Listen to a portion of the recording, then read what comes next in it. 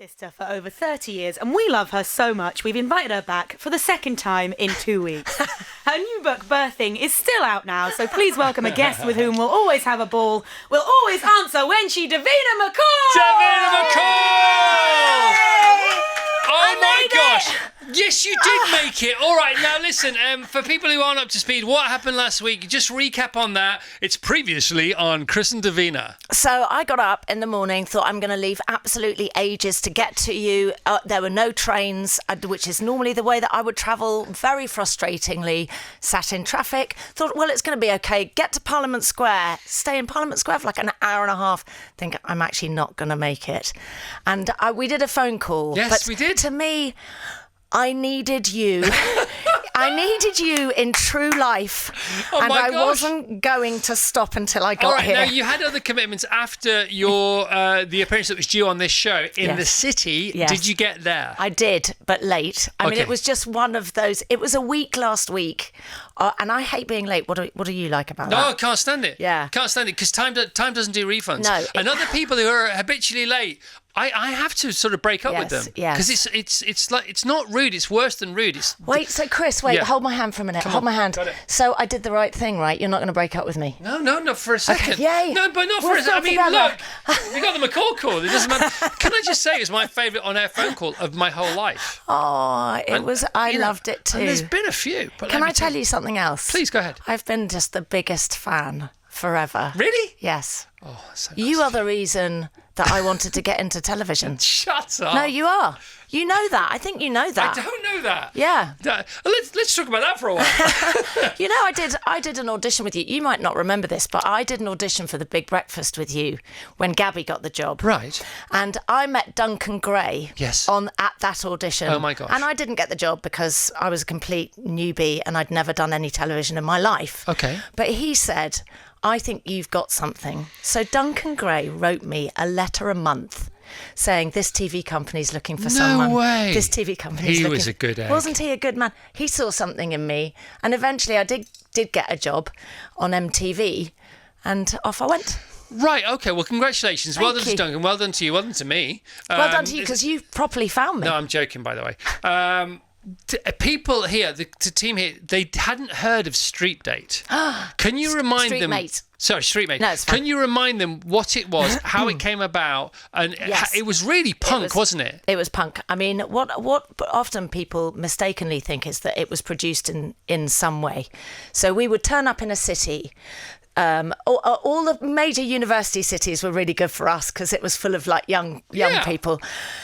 And we would turn up with nothing except for 2 camera crews and me. And I would then have to find somebody single that I could get the day off work and spend the day with me to go and just chat people up. But I would do the chatting up. So I'd save all the embarrassment. They'd go, I fancy them.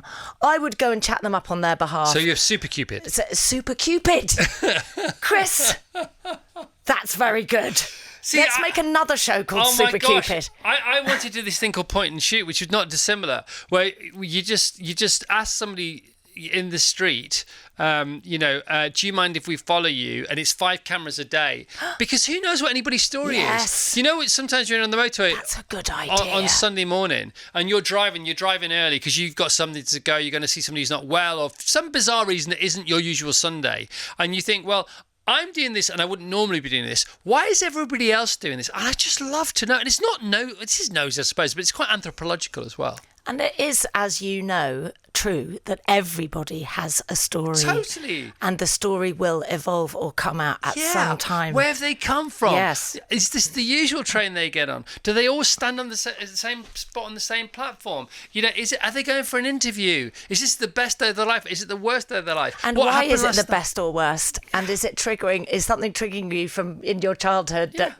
that's the reason why you're so angry? Or, Love it. Yeah, I mean, it would be Absolutely amazing. Love it. Since we last talked, Yes. there's been an announcement, everybody. There has. What's the announcement, Davina? I'm getting married! Yes! She's getting married. She's getting married. All right. Did you know that when you talked to us last on the telephone? Yes, actually, I did. He asked me at the end of July. Right. But we wanted to keep it a secret. And after my operation last year, I woke up in hospital not knowing where I was or anything. I had terrible short-term memory, but I had this big urge to do Glastonbury and Burning Man. And I did both of those this year. And at Burning Man, I was in some dance tent at like 3:00 in the morning. And I told somebody in a dance tent in Burning Man that we were engaged. And they happened to know the celeb editor or something at The Sun. And that's how it broke. But everybody that needed to know knew. It wasn't going to be a surprise to our loved ones. And so it was fine. It was fine. It's a nice thing to celebrate. So, do you mind telling us how it happened? It happened in Ibiza. Right. What was quite funny was after lunch, Michael had booked a lunch, which was like, not that usual on a beach, and he wanted to take me to a beach where we'd been with all the kids before. So I was like, oh, this is really nice. And then he said, let's go for a walk around the cliffs. Now, I'm in Ibiza, right? When I'm in Ibiza, I dress for Ibiza, Chris. I'm in some godforsaken, like, little pink cowboy boots with steel toe caps. And I'm not in cliff climbing. Yeah, not cliff friendly. But I could see he really wanted me to, like, it would make him happy. And I thought, oh, bless it, like, he wants to show me something beautiful. So I was like, stop being miserable and get up the cliff. So I'm clambering up the cliff in some sort of a steel toe cap, pink cowboy boots. And we get to a spot and... it was, I'm not going to say what happened, but he recited something to me, which was lovely. Because I'm going to keep something for myself. Yeah, no, I'm gonna keep little 100%. thing. But he recited something that was lovely. And then he got down on one knee. But what was quite funny is he'd spent the year before getting down on one knee and tying a pretend shoelace. So I'd go, oh my gosh, he's proposing. And then he'd tie a pretend shoelace. And I go, ah. So after 4 or 5 of those, it just became an in-joke. And he'd done that as a strategy? I don't know, actually. But anyway, what happened was... Because if he did, that's genius. That's clever. That's clever. That is... So why else would he be tying a pretend shoelace? Well, just to kind of freak me out and make me think that he's about to propose, and then he doesn't propose. It's a good so gag, when he Michael. actually... It's a round of applause for Michael Douglas there. Not Catherine's, by the way, Davina's. There you go. Yeah. He's amazing. Good work, Michael. Yeah, and then so when he did get down on one knee... That's genius. Sorry, I'm just taking... But he's a very clever guy. Yes. And very funny. He's quietly clever. He makes me laugh. He's really clever. Yeah, he's whisperingly wise. Whisperingly wise. That's what he's all those exactly annoying what he things is. that most other blokes aren't. I'm so lucky. You are so lucky. In fact, we all said as a team, if we had to marry somebody as a team, we'd marry Chris Martin. Oh, Yeah. oh, God, can I join that? Me too. Well, no, love, not at the moment. No, Davina. No, sorry, this no. is an inopportune moment for you to do that. I think Michael would as well, though. We said, fair enough in that case. Let's, as a team, we'd marry Chris Martin if we had to marry a bloke. As a team, if we had to marry a woman, we'd marry you. Oh. That's nice of us, isn't it? Yes. Yeah, that's nice. But I'm thinking Chris Martin might have to move over because we might have to marry Michael. Yes, marry Michael. And we wouldn't even have to ask him as a team because he would just come up with the greatest route. What's the greatest story I've ever heard about somebody proposing? Chills. Oh. Right. Was the guy... And I don't even want to say this out loud because it's just not fair on the rest of us blokes, right? That's pretty good. By the way, he definitely pretended to tie that pretend shoelace because he was building up to this. 100%. As a bloke, that's too good. So I had to ask him quite a lot, is this real? Yeah, of course. That's why he did and he's it. Like, that's why he did this is it. real. Guy goes and stays, books this the same room that he and his girlfriend have stayed in forever and ever and ever, overlooking their favourite valley. I think it was in Wales, but I'm not quite sure. Yeah. Right? So they usually go at certain times of the year, and this time they went in the spring, and they didn't usually go in the spring, but she didn't mind. Do you know what's coming? No. She didn't mind because she loves it anyway. Yeah. You know, you should go in the spring, even better. Oh, what? This is a laugh, you know. He, the year before, had been to the valley and planted daffodils in the shape of "Marry Me." What do you think about that? I know. Is that for real? I can make that up. For oh real. Oh my God, that I've got a sweaty cleavage. That is... No, seriously, that is... Oh, my God, that's so good. It's so good, isn't it? It's so good. And she said no. She didn't really. No, she didn't. Oh, my God, Chris. Yeah. No, she'd planted no in the next field. I know, it's the best story. It's the best story. So, I mean, proposal stories. How did you propose? To Tash. Yeah. It was in a corridor in Quinta del Lago, and I can't really remember what happened, nor can she, but we now have 4 beautiful children. We've been together for 18 years, and I am literally the luckiest man in the world. Oh, Chris, that makes me really happy. Yeah. Well done. It was my kind of proposal. Yeah, bravo. Yeah. But, you knock on enough doors. Well, I had been married twice before, and so I'm now feeling a little bit Zsa Zsa Gabor. I'm feeling a bit Zsa Zsa. Oh, I've got a good joke for you. If Zsa Zsa Gabor married Jean-Michel Jarre, she'd be Zsa Zsa Zsa. Okay.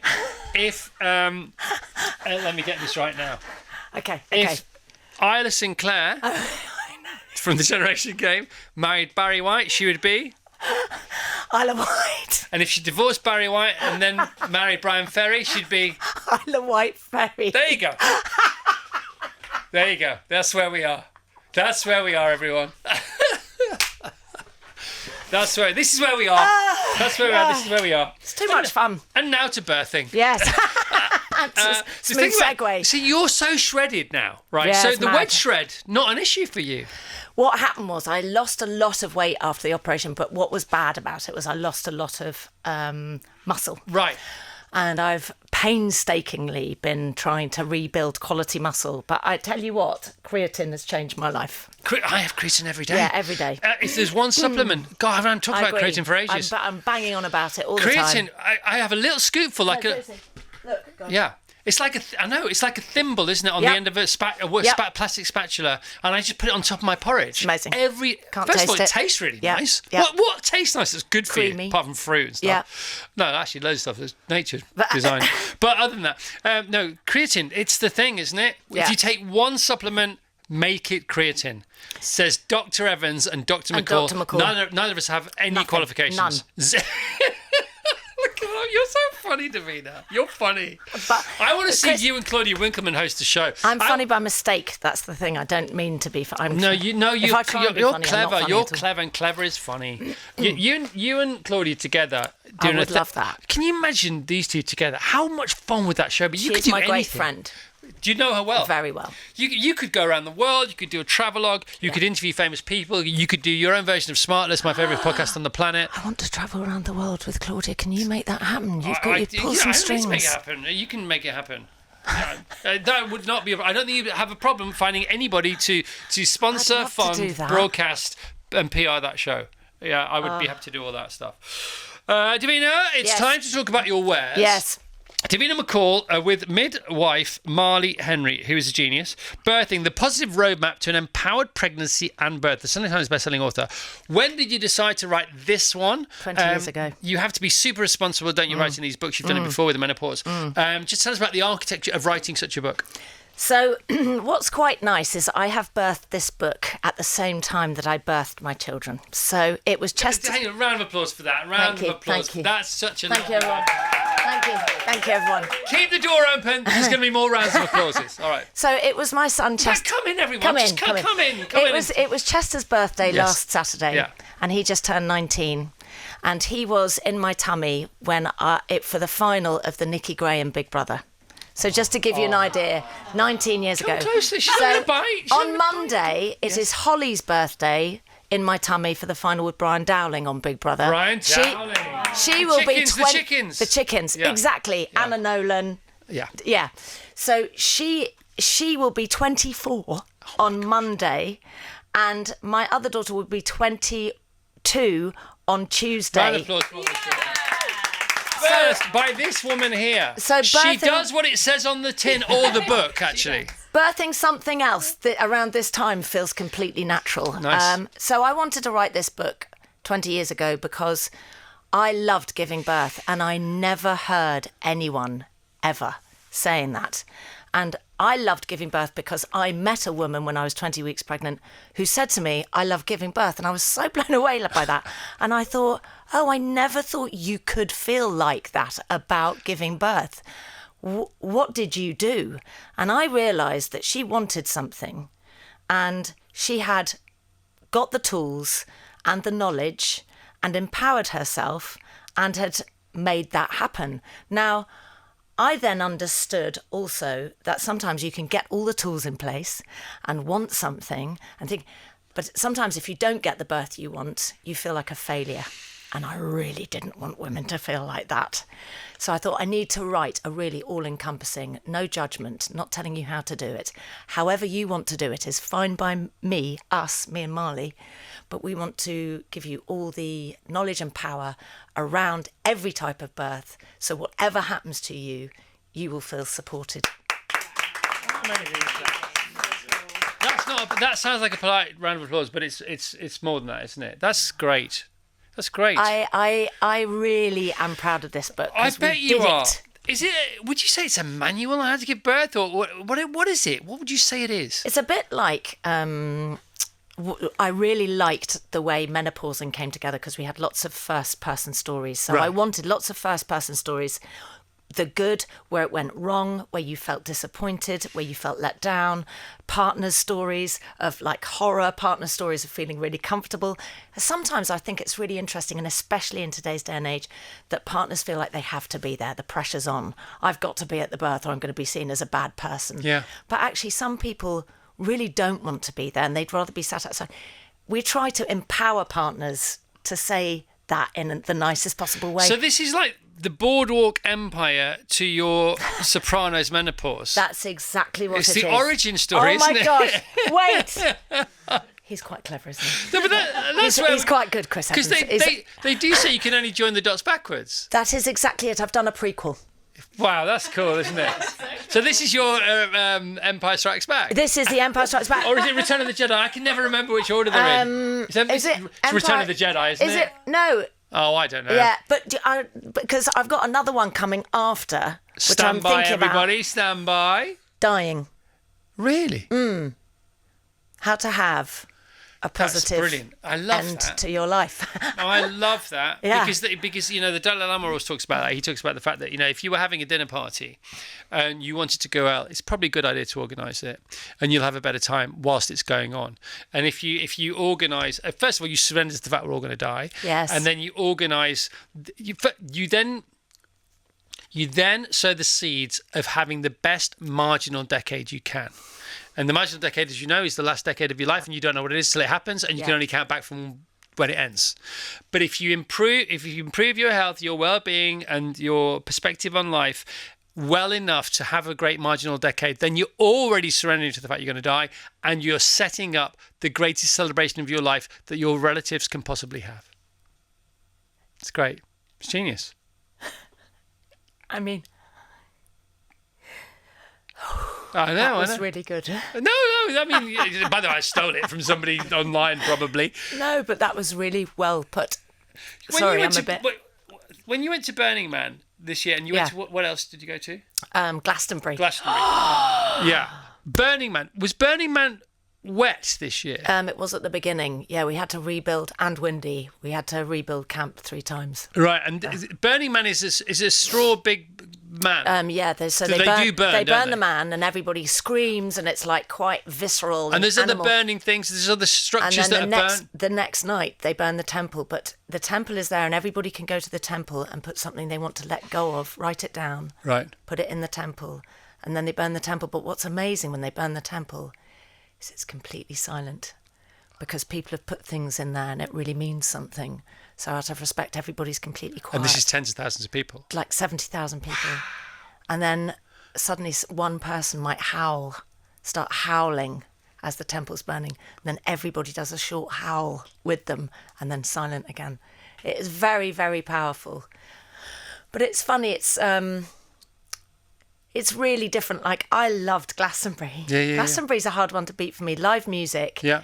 And it's I've only been there for one day's work in the past. I'd never been to Glastonbury before.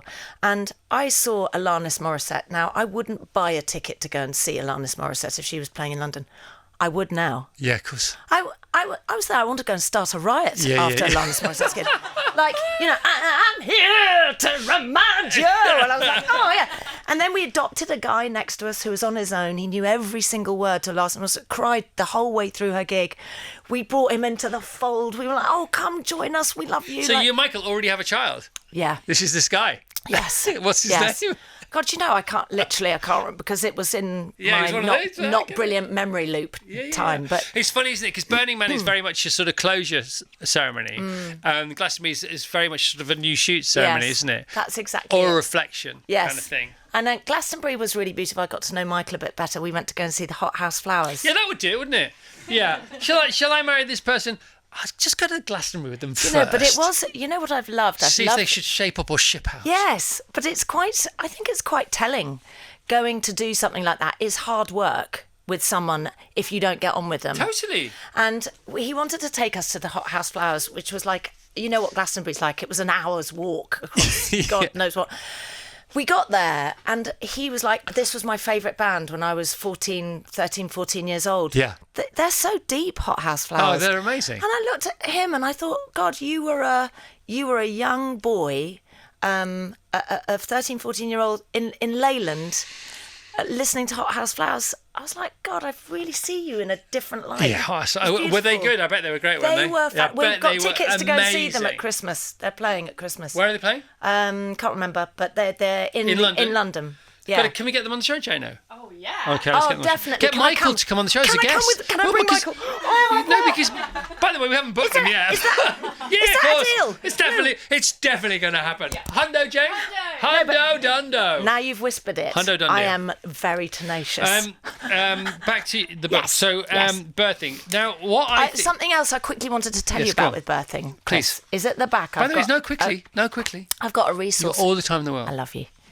I've got a resources page, and the resources page is gold dust because it's got all the websites, all the Instagram accounts of all the groups that might be able to help you, bereavement groups, perinatal advice when babies have got complex medical needs, when you're having parenting issues, all the really difficult and dark stuff.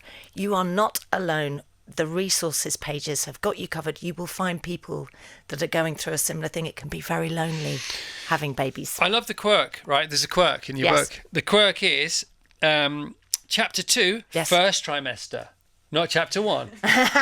Chapter 3, second trimester, keeping you on your toes. Chapter 4, third trimester. Chapter 5, birth! Perfect. This book about, by the way, we're talking to Davina McCall about this amazing book, Birthing. Sunday Times bestselling author, off the back of the menopause book into this book about death. Do you have a title for the book about dying? Dying. It's called Dying. So we've got menopausing. Yeah, birthing, dying. Oh my gosh. I'd quite like to do one called living. Oh, well, you sort of are, because that's the point. We've got life. Life lives us every day. I wrote a chapter in my book called The Midlife about death. And in it, I talked to this guy called David. And David is he's not the managing director. I think he's the sort of executive director of the Co-op Funeral Company. And so he has buried more people than anybody else in the UK. Wow. And his take on death is really interesting. I don't know if you've finished the book yet. No, I haven't started it. Please go and see him. I'm basically manifesting. They haven't agreed to doing this book yet, but I'm just putting it out there. But I love people that have a positive take. I don't know if you know Oliver Payton. Yes, of course. So Oliver's got a funeral parlours called Exit here. Right. And it's a new take on funeral parlours. I love it. A positive take where you can go when you're living, you can go and sort out a funeral beforehand. It's like, just let's look at it differently. And when I went for my operation, I did get to a point where I walked into the theatre and I thought, everybody knows what they're doing. I really trust all of you. Thank you. In my head, I'm thinking, thank you for being here for me. I lay down and I thought, I'm letting go of the outcome, but I really meant it. And now I really feel like I'm happy. I'm at peace with the idea of dying, and I wasn't before. It's interesting, isn't it? And you don't know how you're going to feel in that moment until you're confronted by it. I had a similar experience. It wasn't as serious in the moment when I had kidney stones, and I just, it was so painful. Yeah. I was taken into hospital overnight, at night, and then kept in for a couple of nights, and I was in so much pain. I didn't really mind either way, without going, scary, what was going to happen next. And I felt this overwhelming peace that I never thought I would in the moment. And I had the best sleep ever, and I didn't know, and I didn't care, I've got to be honest. And I don't mean that disrespectfully to anybody going through anything at all at the moment. I say it with great love and affection. I didn't really mind. Because I was so grateful, like you say, for the environment that I was in, for the people that were looking after me, for the life that I've had. Yes. It's amazing. But Chris, I think this is the thing. And it doesn't matter. I mean, it's easy for us to say, I guess, for some people might be thinking, oh, look at you, you're on the radio. Yeah. You've had such a career in media. I get it. But we both have lived a life that we've loved. And it's not because we're in telly, but it's because we've done the things we wanted to do. You've been fearless. Like, I've watched you lose everything. Pick yourself back, start again, do it again, big bang. But that's how you wanted to live your life. Live the life you want, live a life you love, and then you'll be happy to leave it. There's something miraculous about that. Ride the rainbow. Yes, Ride the rainbow. It's ride the rainbow time again. God, I really didn't expect this to be like this. I'm really enjoying myself. I might just quietly sit in the corner. You're very welcome. End of the show. But not that you've ever managed to do that before. And we wouldn't want you to. Is there anything else you'd like to say about your brilliant book before we end this conversation and look forward to our next conversation? I just want to say big up to all the people who are trying for kids. Yes. And who are hoping to conceive, or who are pregnant, or have just had a baby. Well done. Yeah, and who are happy without kids but have kids in their lives for different reasons. Exactly. Stepmums. Big up the stepmums and dads as well. Oh my gosh. Big up Davina McCall, the newly engaged Davina McCall. Michael Douglas, if you checked the Eurominutes last night, Michael, nobody won the jackpot, but you already have, so you don't need to. Let's hear it for Michael and Davina. All right, yeah.